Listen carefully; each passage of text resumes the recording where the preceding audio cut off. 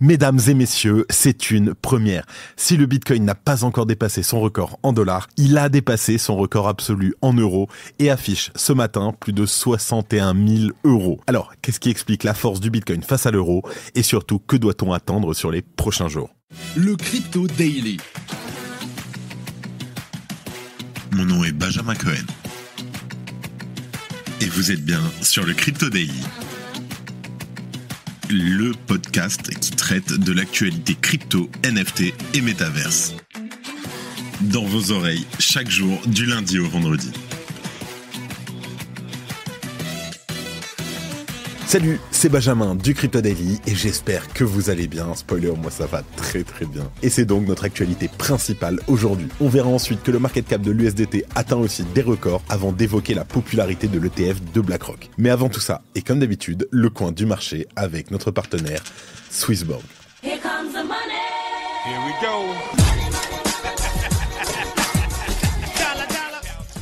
Et le marché, vous l'avez vu, il est magnifique. Attention à ne pas tomber dans l'euphorie, mais il vous en parlera mieux que moi. C'est Florent de Swissborg. Salut Florent, comment ça va? Et surtout, qu'est-ce qu'on doit faire quand on est dans un marché comme celui-là? Alors ouais, comme on peut le voir, on est dans un gros marché haussier et on a oublié le feeling que ça faisait de voir des prix monter comme ça toutes les semaines. Et donc après une grosse période de consolidation d'environ 2 mois, on a assisté à un gros breakout, surtout des majeurs comme le Bitcoin, qui est actuellement en train de titiller ses plus hauts historiques. Et on a aussi l'Ethereum qui a repassé la barre des 3700 $. Et une chose est certaine, c'est que quand on analyse les cycles précédents, il semblerait que nous soyons un peu en avance. C'est-à-dire que normalement, c'est des niveaux de prix qui devraient arriver après le halving. Mais je pense que cela peut s'expliquer par l'arrivée des ETF qui a vraiment changé la dynamique du marché. Et oui, il n'y a pas que le retail qui FOMO, c'est aussi les institutions et ils se pressent à inclure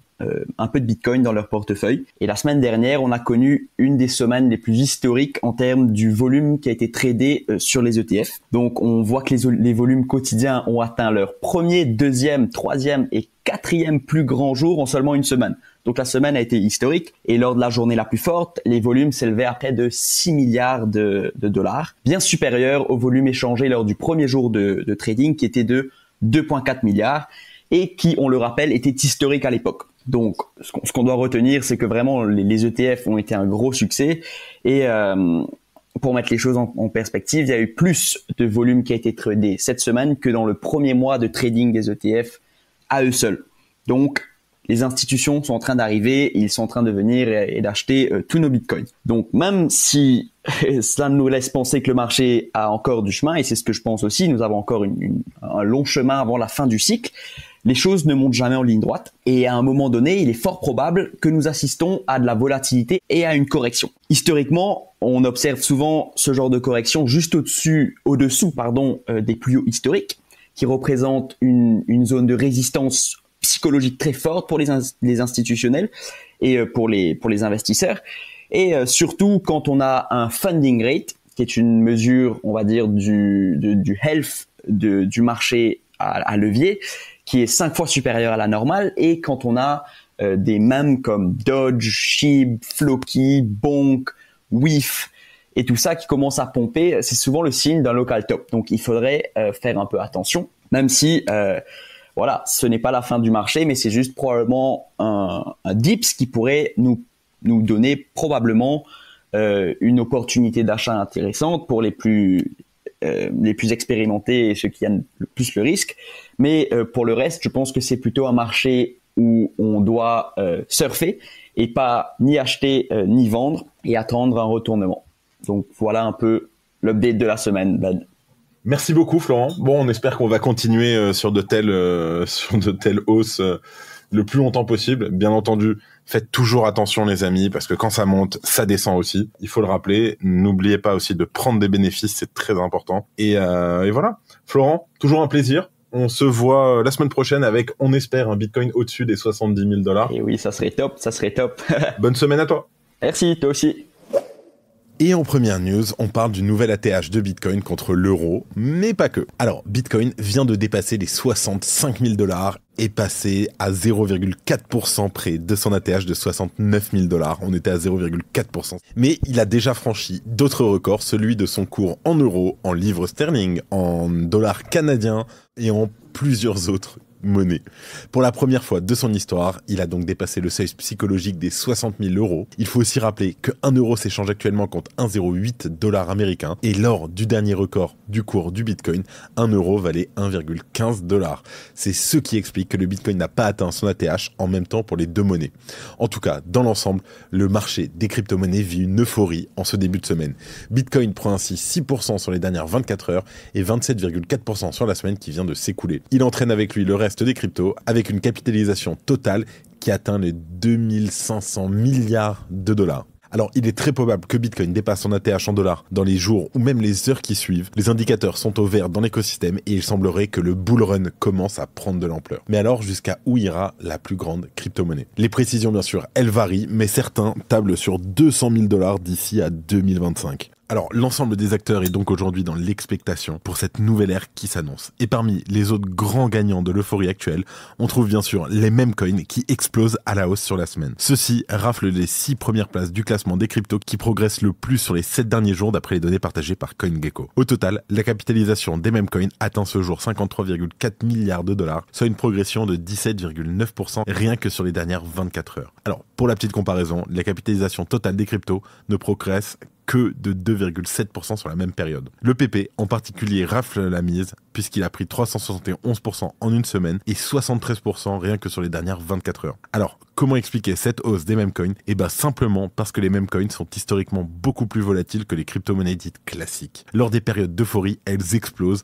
et lors des périodes de bear, elles dégringolent. En tout cas, leur percée ces derniers jours est donc un indicateur du sentiment de marché qui prédomine. Le Bitcoin atteindra-t-il alors à nouveau son record absolu ? Réponse dans les prochains jours, mais on l'espère. Salut, alors on fait une petite pause dans le programme. Est-ce que vous avez déjà entendu parler de Swissborg ? C'est la meilleure application pour prendre en main vos investissements crypto. Tout y est super simple et rapide, c'est un vrai jeu d'enfant. Et le mieux, c'est que c'est régulé et autorisé en France. En plus, avec Swissborg, vous avez toujours les meilleurs prix du marché. C'est fini le temps où on payait trop cher sans le savoir. Et si vous ne savez pas dans quelle crypto investir, pas de panique. Avec Best Blockchain, c'est comme un panier tout prêt avec les meilleurs cryptos choisis par des pros. On ne peut pas faire plus simple. Attention, offre exclusive en ce moment. Inscrivez-vous dès maintenant avec notre lien qui s'affiche maintenant et recevez immédiatement un ticket à gratter 100% gagnant et empocher jusqu'à 100 € instantanément. Alors, qu'est-ce que vous attendez ? C'est le moment de rejoindre Swissborg et d'investir dans les crypto-monnaies en toute sérénité. Cliquez, inscrivez-vous et lancez-vous dans l'aventure avec Swissborg. En deuxième news, la market cap de l'USDT atteint 100 milliards de dollars. Le marché des stablecoins a le vent en poupe, porté par un certain regain d'intérêt pour le secteur des cryptos. Et la tendance semble partie pour durer, et une dynamique très clairement dominée par le leader incontesté du secteur, la société Tether et sa version USDT. Elle affiche à elle seule un bénéfice de 6,2 milliards de dollars pour l'année passée, et sa capitalisation approche désormais du cap symbolique des 100 milliards de dollars avec une part de 70% du marché. Et depuis le début de l'année, l'USDT a enregistré une hausse de 8,5% de sa capitalisation totale, tout réseau confondu. Sa capitalisation boursière vient d'ailleurs de dépasser les 100 milliards de dollars, selon les données du site CoinMarketCap.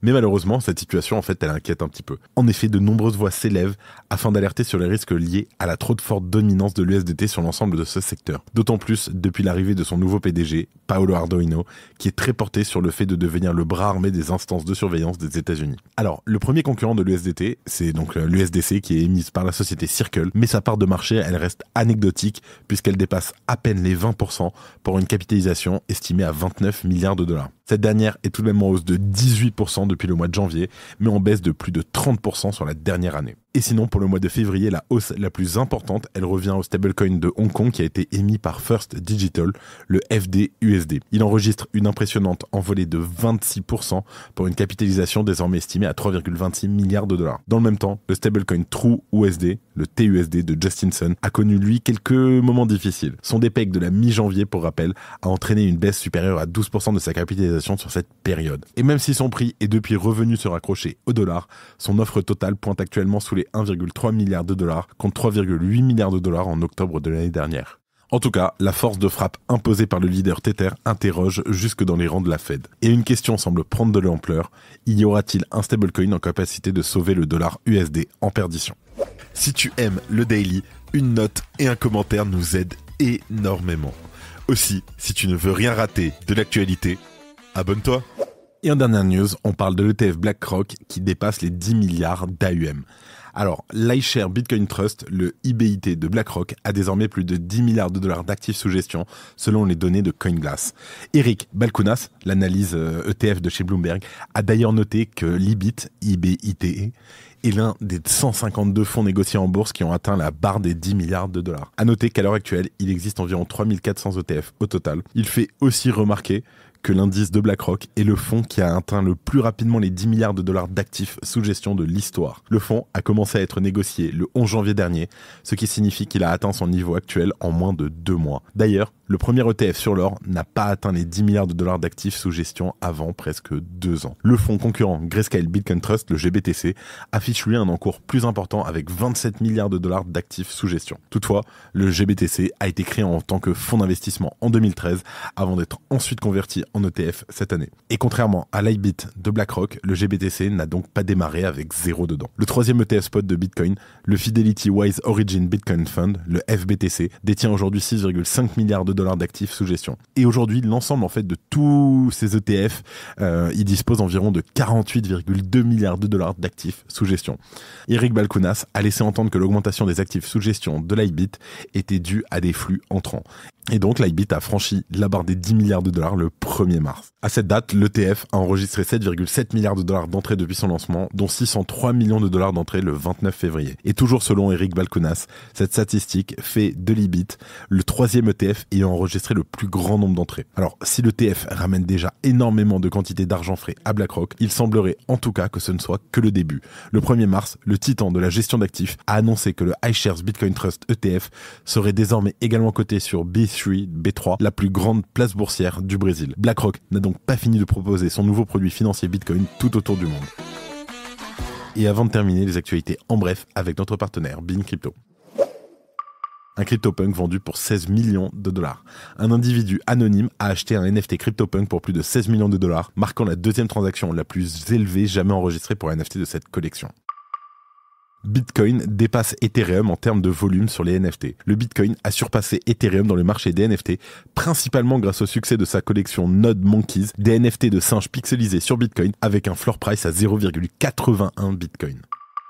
Un tribunal US qualifie certaines cryptos de securities. Alors, un juge fédéral a soutenu la position de la SEC selon laquelle certaines cryptos sont des securities, même lorsqu'ils sont échangés sur les marchés secondaires, notamment le AMP et le DDX. Et enfin, la SEC repousse l'annonce de sa décision pour les ETF Ethereum. Alors la SEC a reporté pour la deuxième fois sa décision concernant une proposition de BlackRock pour un ETF Ethereum Spot. Initialement soumise en novembre, cette demande a déjà été retardée une première fois par la SEC. Voilà, c'est la fin de ce résumé de l'actualité du jour. S'il vous plaît, faites attention, ne soyez pas trop euphoriques, on gagne tous de l'argent, c'est super. Mais attention, l'histoire fait que ça se retourne assez rapidement généralement. Ne soyez pas trop greedy, n'oubliez pas de prendre des bénéfices. C'était Benjamin pour le Crypto Daily et moi je vous dis à demain. C'était Benjamin pour le Crypto Daily. Merci et à très vite.